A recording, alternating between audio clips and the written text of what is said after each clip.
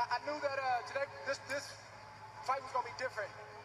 We had a good camp last time. We had some physical issues. Kovalev fought a good fight, but once I compute a fighter in my brain and have him in there, I know what I need to do the next time around.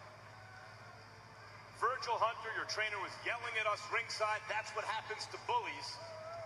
But I thought Kovalev showed in the first fight that he was much more than just a bully. To do that to someone who's not a bully is even harder. What was the case here? I mean, the first time around, just as a whole, the man is a world champion. He's defending his belts I don't know how many times. He's been on top for a long time. I don't take away from my opponents when I fight the best. I give them their credit so I can raise my game. He's a great fighter. And there's not a lot of people that are going to beat him, but facing great fighters, you got to raise your game to the next level, and I'm thankful we did that tonight. We thought watching ringside, I thought, Andre is having his way, and yet he may be down on the cards, because even as he's pushing Kovalev back and landing shots and discouraging him, Kovalev's still moving his hands and landing those shots, and he has a reputation as a big puncher and maybe winning these rounds. What was your feeling of the way the fight was going at the time you stopped him? I felt like I was up. I don't know about how many, but again, you know, the championship fight really starts in the second half of the sixth round. I could tell he was getting a little tired, but he was still in there. He was still fighting. And then when I saw him reacting to body shots that were, you know, borderline, I knew I had him, and I had to just keep going down. And then I heard him with a headshot, and I just had to get the right shots in there to get it over with. We did that.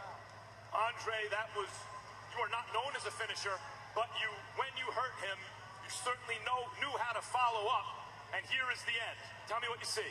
I knew he was hurt. He was trying to cover up his body, so I'm trying to decide, okay, is it body, head? I got to take something to give some.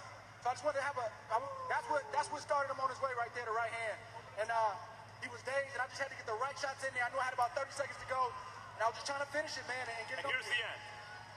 Again, I knew it was close. I went right back to the body. I was probably borderline, but he was hurt, went right back there again. And he wasn't reacting, went right back there again.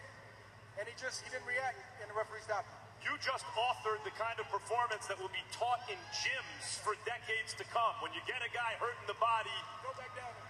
Go back down there. Why get away from it? But let me ask you a question. Can I get on a pound-for-pound list now at the top? Is it possible?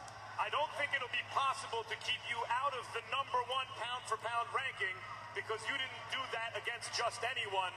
In the first fight, you overcame long odds, falling way behind to eke it out, and in the rematch, you stopped the fearsome Sergey Kovalev. I think you are the best pound-for-pound fighter in the world tonight. Is that important to you? Of course it is, but I don't have a vote, and I keep saying that. So I got to keep my head down and keep working, and hopefully, against a great fighter like Sergey Kovalev, we'll get our credit tonight, and hopefully we'll get atop that pound-for-pound list. And one more real quick, I just want to thank my wife, who doesn't get a lot of attention or a lot of shine.